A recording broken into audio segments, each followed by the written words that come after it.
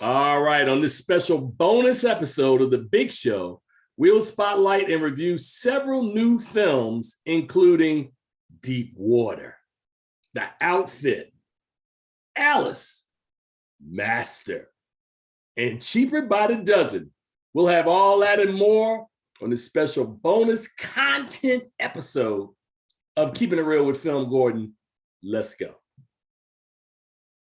All right, and welcome to what we call Overtime, bonus episode of Keeping It Real with Film Gordon. And if you've been paying attention over the last couple of weeks, we use the bonus episodes to review films because we have our regular content, and we have this content. Charles Kirkland, who's also a member of the Critics' Choice Association and the Washington, D.C. Area Film Critics Association, head writer for the Black Reel Awards. Welcome, brother. How you doing? Head writer. I like that addition. Actually, he's really the showrunner and head writer for the Black Reel Awards. That becomes official as of right now, and we've talked about it. So congratulations, brother. As I told you before, as a person who had that job for 20 years, it is good to now pass the mantle. I wish there was a way that I could just go through my screen and go, here you go, Charles. All right, bro. We got lots of films to talk about. And this feels good, man, because, we went through a period, Charles, early this year where it was like really nothing we were going to talk about. But then the Sundance Film Festival happened. And today, I want to say out of the films that we're going to talk about, the 5 films, I know at least 2 of them played at Sundance. So I'm glad that we're talking about that. So without any further ado, man, let's jump right in. And we're going to start off. Well, actually, no, I'm going to save that one for the end. Because you knew what I wanted to start with. But we're not going to start there yet because I got a lot to say about Mr. Affleck and his film, man. So let's kick off everything today. Affleck, not Flack. But Affleck is the... Affleck! Ben, I apologize, man. It's Ben Affleck, yes. Not Ben, get your insurance. So it's not Ben Affleck. Ben Affleck. So we will talk about Ben Affleck's movie a little later on. We're going to start off with Mariamo Diallo's sci-fi film, which premiered at Sundance. The film is called Master, and it stars Regina Hall, Zoe Renee, and Amber Gray. It is a thriller. This film, man, tells a story, and it's like dual stories of a young woman who is attending a prestigious kind of Northeastern school, like old school up in New England area, and also the first Black head mistress, but in this case, they call it the headmaster, played by Regina Hall, and how these two have a parallel journey at this university with sometimes ominous effects. Charles Kirkland, I normally would take this to start, man, but I'm going to let you lead off with this, man. Tell me a little bit your thoughts about Master.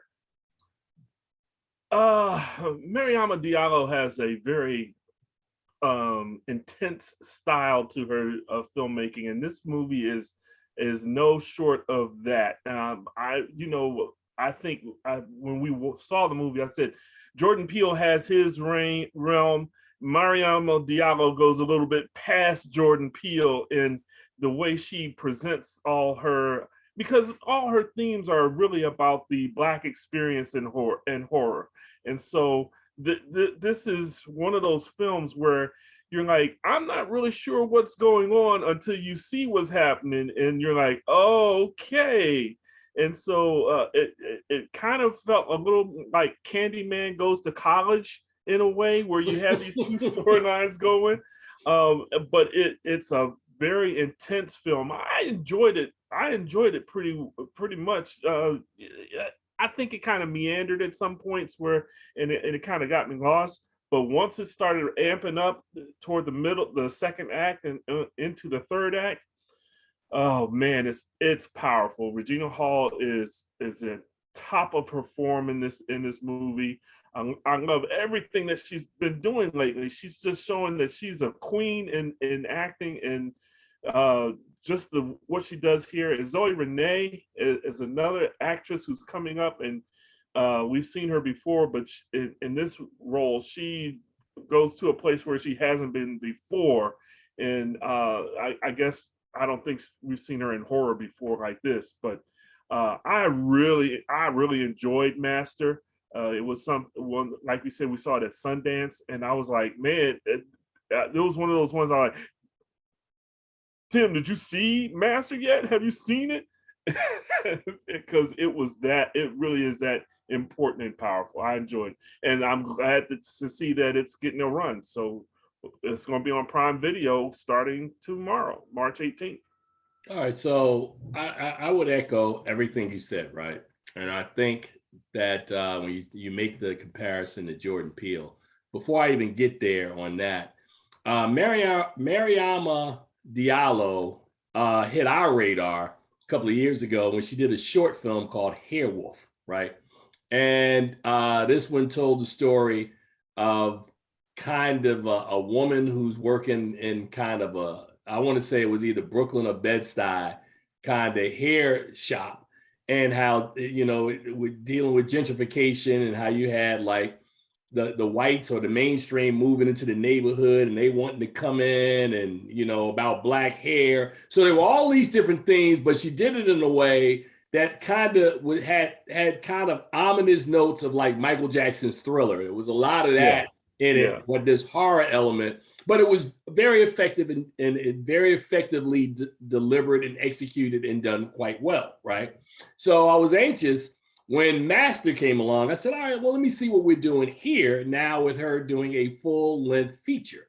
And to Charles's point, you've got these dual stories where we're presenting the information, but much like what Jordan Peele would do, that you usually tie in race and racism and horror. So it works very effectively. I would say that Peele almost, maybe he didn't invent that style, but he really popularized it in films like Get Out and Us, right? And then if we're looking at the trailer for Nope, it looks like, Jordan Peele is going to give us more of what we need.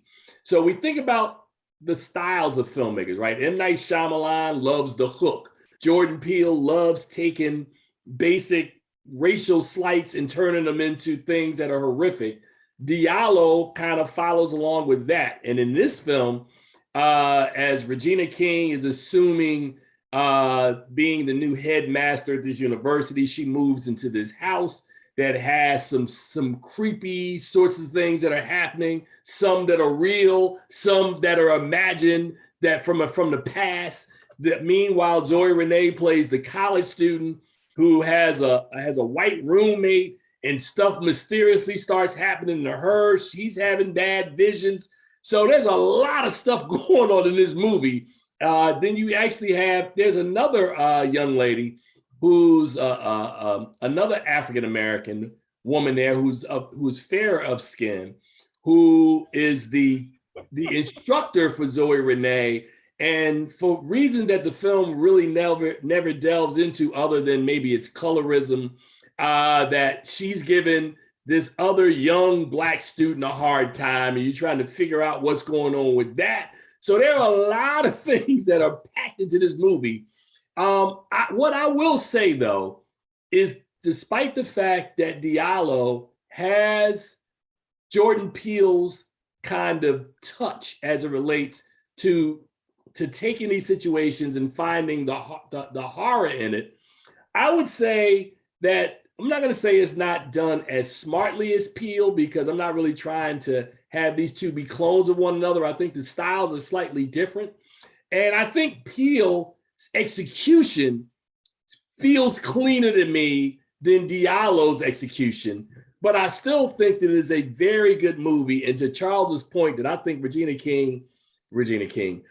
Hall, who we saw have two really good films at Sundance, this one here, and also Honk for Jesus Save Your Soul. And along with, people talk about Girls Trip and other things, Regina Hall over the last several years has really started to develop and come into her own. And, many years we watched her always play the sidekick. She was the girlfriend of the star, or like this secondary character. She has stepped out. Regina Hall is developing into a force to be reckoned with, and master one of two films that will be released in the spring for her. This is a very different side of Hall's character.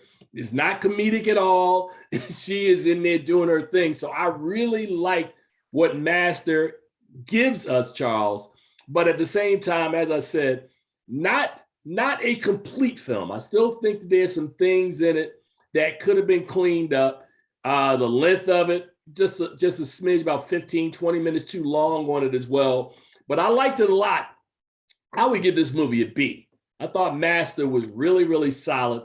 And as her, maybe feature length debut, I'm not sure if it is or not. I think it is. It is. It is. It is. Well, she had another short, White Wolf, that came out just a year ago as well. But I mean, everything she's done before this was shorts. Yeah. So this is a really good film. And as Charles said, it's on Amazon. I'm sorry, Amazon Prime Video, and it drops on March 18th. So if you get an opportunity, please check that out.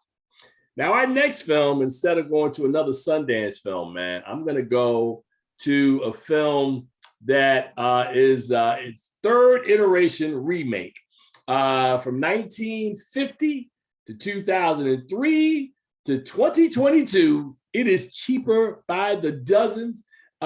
This film was inspired by the real-life Gilbreth family and the semi-autobiographical account of their lives as written in the 1948 novel Cheaper by the Dozen by Frank Bunker Gilbreth Jr. and his sister, Ernestine Gilbreth Carey.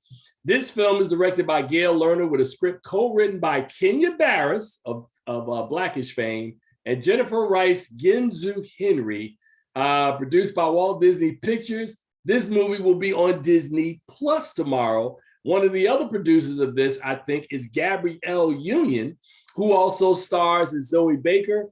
And the premise of this film, Charles, is two parents live with many children from their previous marriages and manage a woke family business in New Jersey. Charles Kirkland, I start with you again. I was told by several colleagues before I saw this film. One, the fabulous Nell Minow thought that this film was okay. She wasn't a big fan. Shireen Nicole, another of my colleagues who's done this show, told me she really liked the take on this film.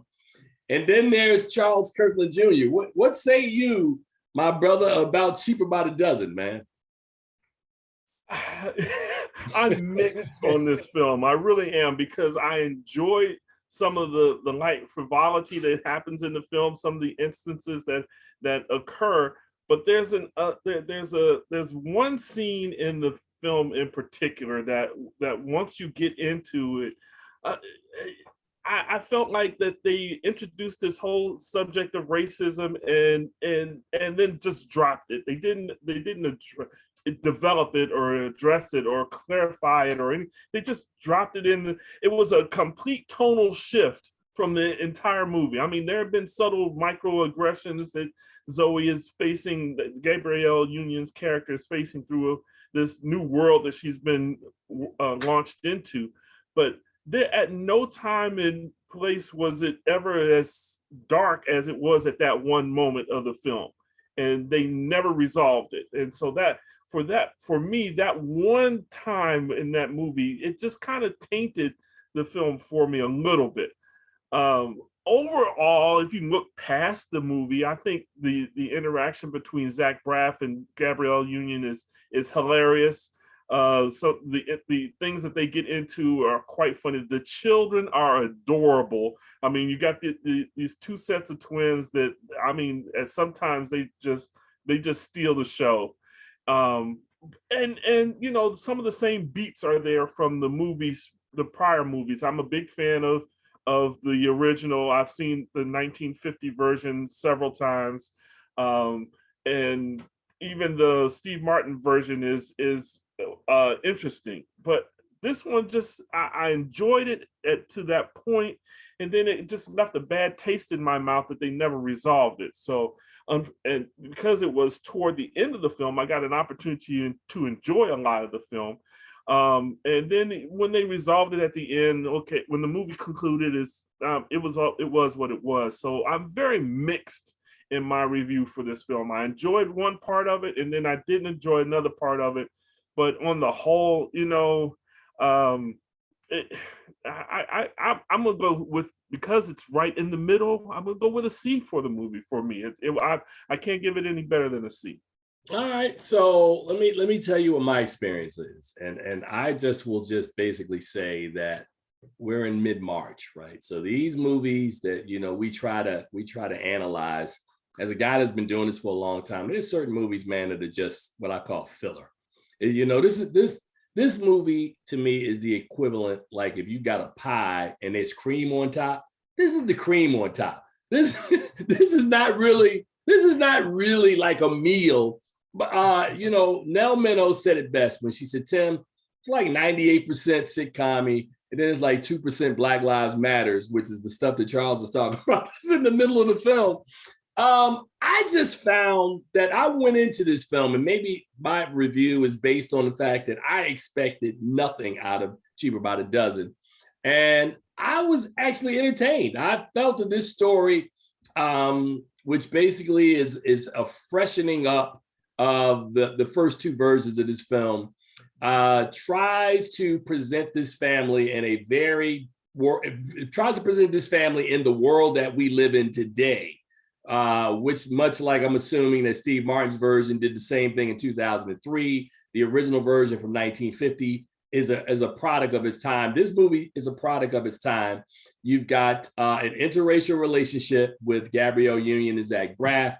They've got biracial children that they've had a relationship with. She's got Black kids of her own from her previous relationship. He's got kids of his own from another previous relationship. They bring in a kid who's like their nephew. His nephew comes to live with them. So I thought, for the most part, that I would agree that a lot of the action looks like this could have been a Disney movie, not a Disney Plus movie. That it's a feel-good story, a story of a family trying to adjust. The husband has aspirations of growing this breakfast restaurant that they have into like a franchise, and his wife and family are really not on board. Against their better judgments, they move out of a very comfortable neighborhood for them into a more upscale neighborhood, and from Encino, I think it's Encino, right, that they had, to Calabasas. And in Calabasas, to Charles's point, the police officer, I guess Neighborhood Watch, comes over and tells her when she moves in that, we have a noise ordinance at 10 o'clock. You keep your noise down. We just showed up. Like, do you give this message or warning to anybody else moving in? To Charles's point, there's a scene where the father of her, at Gabrielle Union's ex, her two kids are there living in the house, and he's not happy that, Zach Braff is raising his kids. So we have this moment where, you don't understand how tough it is to be a Black man in America. And to Charles's point, we just wanted to give it to you, man. We didn't say it was going to be resolved. This ain't like a sitcom. We just going to give it to you, and then you interpret it the way you need to interpret it. And that's sort of how I feel about Cheaper by the Dozen. Cheaper by the Dozen, I'm just going to keep it real with you, because, I'm watching movies. Next week, this time, I probably won't remember anything about Cheaper by the Dozen. But I understand what you're saying, Tim, but this is what I'm saying. If he brings, they never address the man's issue. Once I'm not looking for them to solve racism in this movie at all, but I really would have liked it if they just had, addressed what he had to say. And they never did. They just left it there like a lead balloon and moved on. So, I mean, that was what I was saying about the movie. I thought, at least just say, okay, man, I understand. Here's what we could do. But they never. I don't think that was the overall message of the movie. I think, from what I understood, that probably what they wanted to do was to let you know that this is a challenge that an interracial huge family will deal with, and we just wanted to make sure Now, again, I'm not saying you're wrong, Charles. I'm just saying that the filmmakers had a lot of ground to cover, and we just need to use this as a plot point, despite the fact that we don't resolve it. We just want to let you know, as the audience at home, going, this is a mixed family in 2022. These are issues they may deal with, and they just gave you an issue they may deal with, and we just let it go, man. There's no explanation. We're not trying to solve it. It is what it is. And in solving it, I will tell you, I gave the movie a C+. Again, for what it is, it is filler. Everybody in my house was entertained by it yesterday, and we didn't look too deep into it. But again, I'm different because we're just leaving Oscar season. I don't expect every movie to contend for awards. Some movies just need to hold your attention. Cheaper by the Dozen will serve as wonderful family filler. The people who want something deeper will clearly turn the channel and look for something else deeper. And that's what we're doing here. So that's my review. Charles, you gave it a C. I gave it a C+. Average to a little above average. Not much, but it'll pass the time. So any other comments before we move on, Charles? Because you really still don't look happy, man. I'm leaving it alone. Let's move on. All right, we're going to move on to our next film. And this film debuted at Sundance. And this film is called Alice. It's a crime thriller, which I'm surprised that they would describe it that way. But okay, it's a crime thriller directed by Crislin Van Linden in her directorial debut.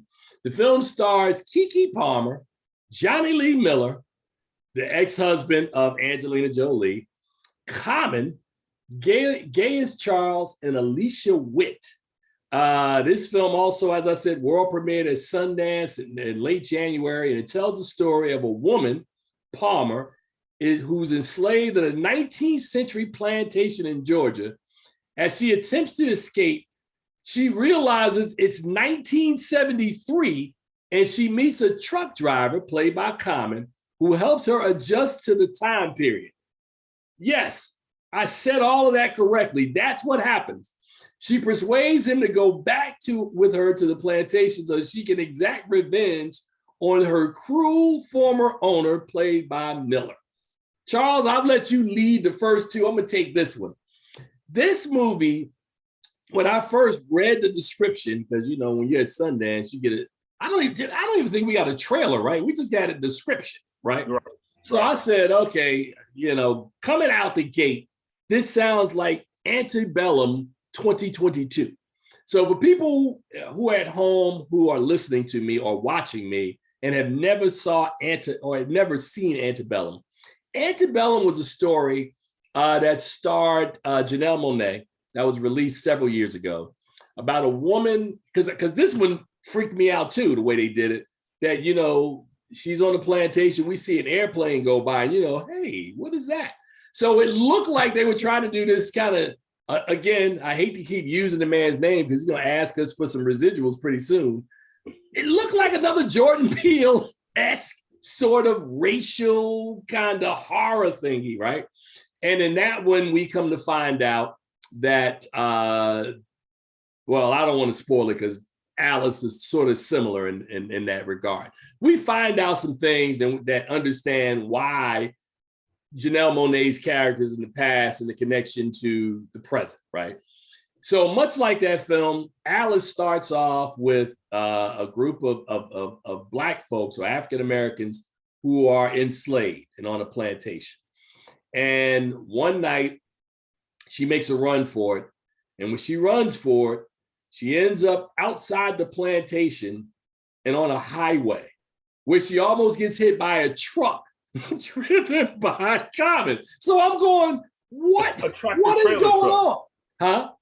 A tractor trailer. A tractor trailer driven by Common.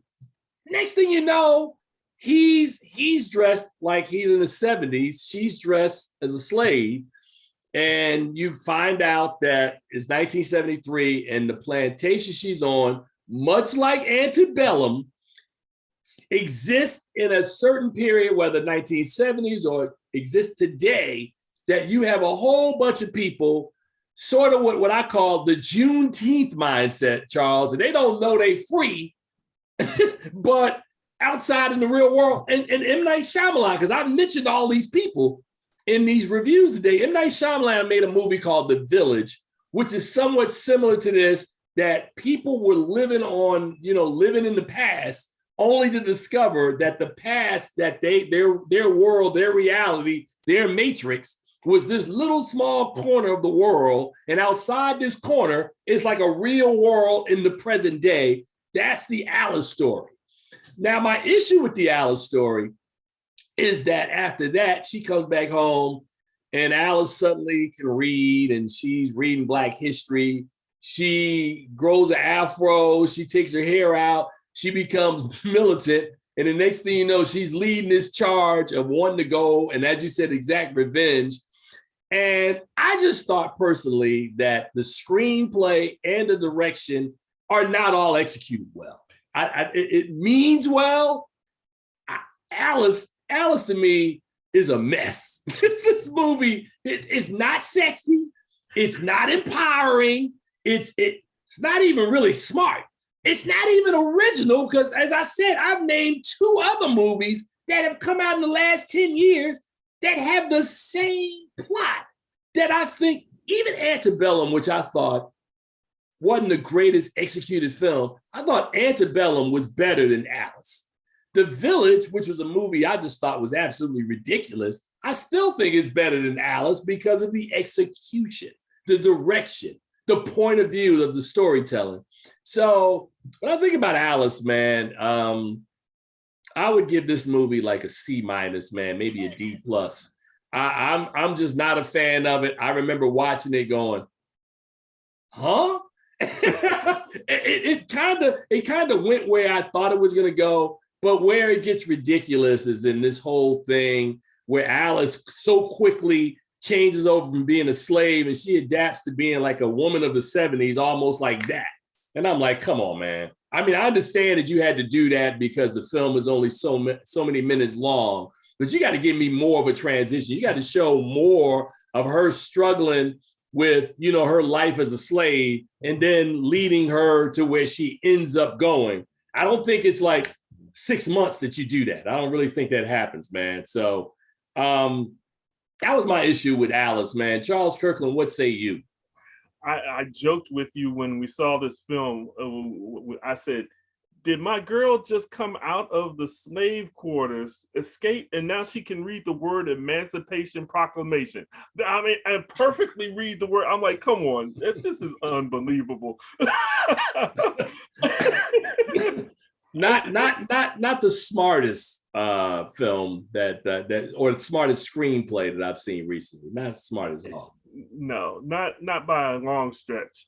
And it was laughable at times. This movie was, because it was so disjointed and nonsensical. I'll say, and I mean the whole plot. Okay, you have something here, but the way again with the execution of it, you could have given me a longer time span. Like you said, they could have said a year later, she went from this long flowing hair to an afro. I'm like, how did she do this in like less than 6 months? I mean, I understand she reads and everything, but why would she want to develop an afro and after coming out from where she was? Nothing really made sense in the film, and it was sad to see such a waste of good talent. Keke Palmer is a very good actress.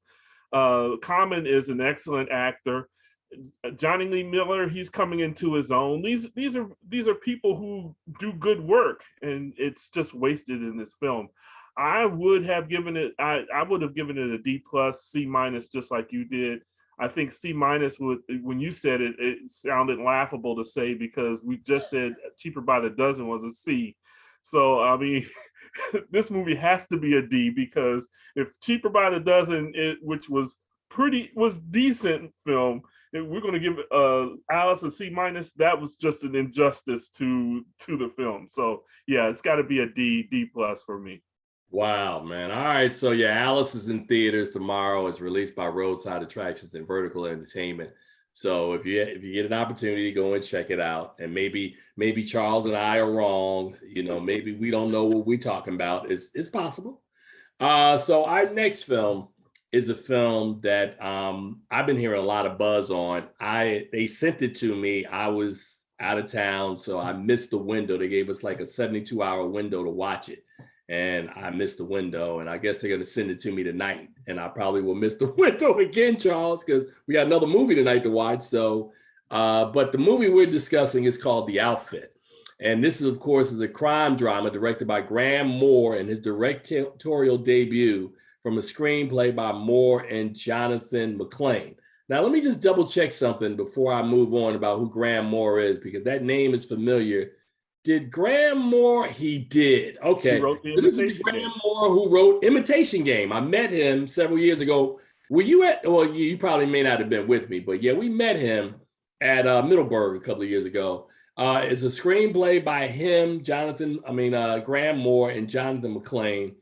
And it's an ensemble cast that includes Oscar nominee Mark Rylance, Zoe Deutsch, Johnny Flynn, Dylan O'Brien, Nikki Amuka Bird, and Simon Russell Beale. The plot centers around an English tailor played by Ryland in Chicago, whose primary customers are a family of vicious gangsters. This film premiered back at the Berlin Film Festival in early February on Valentine's Day, and it'll be in theaters tomorrow at Focus Features. I did not get a chance to see this film, but from everything I've heard from all my colleagues, everybody loves The Outfit. Charles, as I always say, what say you about this movie? Okay, so Mark Rylance is playing this tailor, and he calls himself a cutter because a tailor is just beneath him. A cutter is an expert tailor. He's come from the finest in the English row, and he's a very unassuming kind of guy, but very confident in what he can do. And he plays this role perfectly. I mean, he won an Oscar award for Bridge of Spies. This role is better than that one. And he commands the stage, just the screen, just so subtly throughout the whole thing. But there's a power to him that you don't understand until you get toward the end of the film. This film is dynamite. It twists and turns, suspenseful. Graham Moore knows how to construct a story, and I know Jonathan McClain, who's done a lot of kiddie shows here and there before this. I can't imagine how much he contributed to Graham Moore. But I love the style that Graham Moore, this is a noir film, definitely, but he uses color where some people would have gone to like a black and white, but he uses this muted color palette through this film where everything is kind of dark and gray and brown and all the colors of the tailor world that he works in making suits, because you don't see pastel colors back in 1956. You see these dark colors. So he captures the atmosphere perfectly. He tells a wonderful, intense story. Yeah, I love this film. This film did it for me. I'm like, is this really March? Why are we having a great movie like this in March? I appreciated everything about this film, and yes, I gave it an A. I gave it an A. Wow, you really like this one, huh? I did. Yeah, cool. All right, so cool. And it may be just that this is March and we're in the dregs of the season, and this is something delightful. But yeah, this was really good. This was really good. Got it. All right, cool. So The Outfit is one to look out for. I'm very excited. I want to see this movie, which brings us to our final film in this bonus episode of Keeping It Real with Film Gordon. Of course, that film is Deep Water. And Deep Water is an upcoming erotic psychological thriller directed by Adrian Lyne. So if you've heard that name, you haven't heard it in a minute, let me just give you an overview on who Adrian Lyne is. Adrian Lyne directed several films you might have heard of, right? He did Flashdance back in the 80s. He did 9.5 Weeks, which was another erotic thriller. He did Fatal Attraction. I can stop right there, but there's Jacob's Ladder, Indecent Proposal. He was nominated for an Oscar for Best Director for Fatal Attraction. So welcome back, Adrian Lyne, because this film, directed by not Affleck, but not directed by, but starring Ben Affleck, tells a story of a married couple who have fallen out of love with each other, who begin playing deadly mind games against one another that begin seeing those around them dying. And I also left out Adrian Lyne's last film was Unfaithful. So if you sort of know Adrian Lyne's filmmaking, you sort of have an idea going in that this is going to be pretty good, right? So let me take this one, Charles, to start with. First scene we see is, Ben Affleck running through the woods on his way back to his house. And as he gets home, bike riding. Oh, I'm sorry, bike ride. No, at the beginning, was he bike riding or running? Bike riding. Okay, thank you for the correction. He's bike riding, and as he comes in the house, he's stripping down out of his clothes because I guess they're sweaty and nasty. And as he's changing, we discover that this beautiful woman, his wife, played by what is her name? Ana de Armas.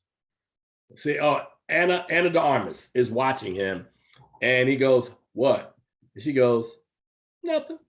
And she gets up very sexy and just walks up the stairs, which at the beginning of the film, very innocent. Later on, we see that again, and we realize there's a whole meaning to just that one scene that happens in the movie. But needless to say, the description, he's a cock-old man. And if you don't know what that is, just look it up because I'm not explaining it. But he's in a situation where he is a very, his character is very reserved. He's very rich. He runs a business where I think he builds chips that they put in the drones that apparently kill people, because that comes up several times, right, in the film. And his wife is just this woman who is very flirtatious. She's very free and liberal. And that liberal attitude extends to her wanting to be involved with other men. And it's not like she's leaving her husband to be involved with these men. A lot of times she meets these men, she openly flirts with her husband there watching. Sometimes she invites him to the house, they have dinner, she makes him cook. He sits there and watches as his wife is openly flirting, not necessarily doing stuff in his face, but she may excuse herself. Well, no, Charles, stop it. They go off, they do what they do, and he sits there and he stomachs it. And I think the wife is always trying, you discover that she's always trying to do things to get him to show some emotion, which leads us to what we won't spoil about the film. He does show emotion. And as we said in the tease, there's this thing that happens, and I don't know, we won't figure it out until like late in the second or maybe third act, that for some reason, man, they just keep finding dead bodies and people just keep dying. And I don't know, a lot of these people that died, Charles, are men who the wife was either trying to see or being involved with. So I think from listening to me, you can kind of put two and two together that here's this reserved dude who likes snails and, makes open comments like, I killed such and such, right? Like that dude, he was like, I killed him. Oh, I'm just teasing you, man. I didn't kill him. I might have, though. So, to Charles's point, the movie is very confusing to me because I'm like, man, I don't know why he just won't leave. This woman is just horrible to him. Why is he staying there? And then when you get to the end of the film, you go, now I get it. I thought this movie was absolutely great. I really did, because again, Adrian Lyne is a guy. We talked about Indecent Proposal. We talked about Fatal Attraction. We talked about Unfaithful. He has mined this territory so many different times, yet it always feels like he can find something new to surprise us. And this film is the perfect example, man. I thought Affleck who starred in Gone Girl. This is not his first rodeo being in a relationship with a really crazy woman. And Ben is perfect playing this character. He's always, I don't know how he does it, but he always seems to find the humanity and the center in these characters, right? Like, you know, you would think, like you heard me saying, well, why is he doing it? And you sit there and you just watch him, and it's not just him, but it's the screenplay by Zach Hine and Sam Levinson that I think they do a really good job of kind of building out this world, building out the suspense, not giving us too much early, kind of pulling it back and giving it to us in layers till you get to the part at the end and you're like, now that's a meal. That actually works. We go through all the entrees, we go through all of the appetizers. We get to the end and we're like, that's good. I like this movie a whole lot, which debuts tomorrow on Hulu.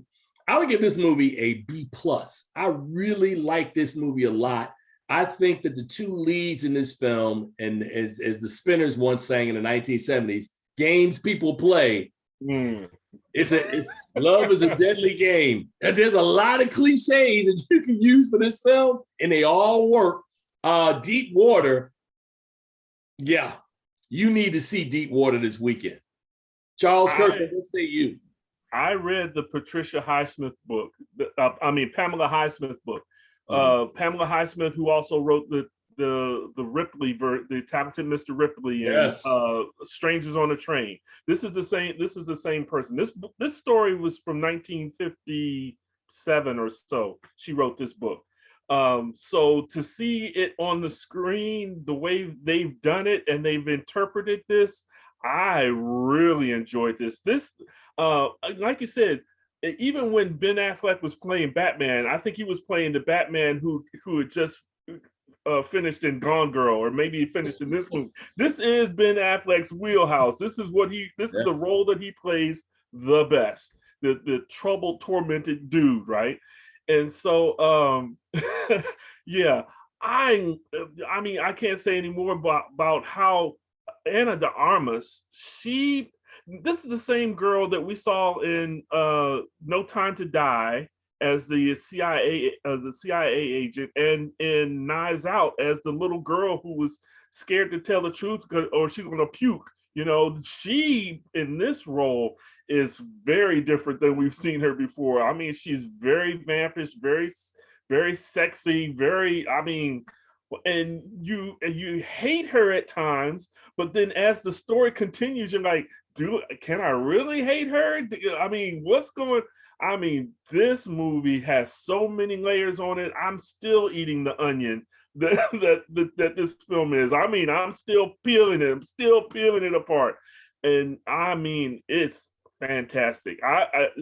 To me, I can't give it the A that I want to, because there are a couple things in there that I wasn't too happy about, but that's only because I read the book and I know everything about the book. But I think we're also ignoring a major part of the film, which was Grace Jenkins, who plays the little girl Trixie in the film, and her role in keeping this family together is vital to this story. And this, I don't believe that she was in the book. I think they constructed her for this film. But I mean, she's a delight to watch. She sings, she talks. She's just very straightforward with both of her parents in a way that keeps them like, oh yeah, okay, yeah, I gotta do better than this. So I mean, I love the film. I give it a B+. I can't say any more. Watch this film. So in the same weekend, the two films for the weekend are The Outfit and Deep Water. Well, I was going to say, man, it's interesting. Right. That's what I was going to say. The Outfit and Deep Water in the same weekend, man. And this is mid-March. So that portends that we may have a good film year ahead of us if we're seeing really quality stuff like this early in the year. What is this film doing on Hulu? Why isn't it being released in the theaters? Since the onset of the pandemic, man, we're looking for different ways to get films out to audiences, because everybody no matter what you say around the country. Everybody's not going to the movie theaters in large numbers right now. And I think it's going to be a kind of an incremental growth, because you got to remember, Charles, we did a show last week called Hollywood Saviors. The only genre that's getting people out for sure are superhero films. You know, good dramas and all of these erotic thrillers, man. There's no market yet that's proven that these movies are going to make big money at the theater. But I agree with you. I think this weekend, out of the films that we talked about, the two best ones, I didn't see The Outfit. You did, and you said you gave it an A. We both like Deep Water a lot. Of course, then there's Alice, Cheaper by the Dozen. And I think Master would be probably the third best film we've talked about today. So there you got it, man. I mean, there you have it. Another bonus episode of our reviews, 5 of them this week, and 5 films, no series. So next week we'll be back with a couple of new hot series that are coming out. And if you're at home and you're watching, you're not getting out to watch any of these movies, or you watch all these movies over the weekend, remember The Last Days of Tommy Lee Gray is still on Apple TV. I think it's episode 3 is hitting this week. And then also Winning Time, The Rise of the Laker Dynasty is on HBO. You want to check that out. There's a lot of good stuff that's out there right now. And we do our best to try to find as much of it as possible. It's a lot. Even the two of us, we can't handle this load of stuff that's coming out. But as we tell you guys in closing every week, please see something good at the movies. We've given you a couple of really good recommendations. If I were you, in order, The Outfit, Deep Water, and Master are where you want to be at. You can go see Alice or Cheaper by the Dozen if you really want to. Help yourself. Let us know what you think. Until next time, we'll see you guys on the other side. Charles Kirkland, thanks for the ride today, brother. Good job, man. Good job indeed.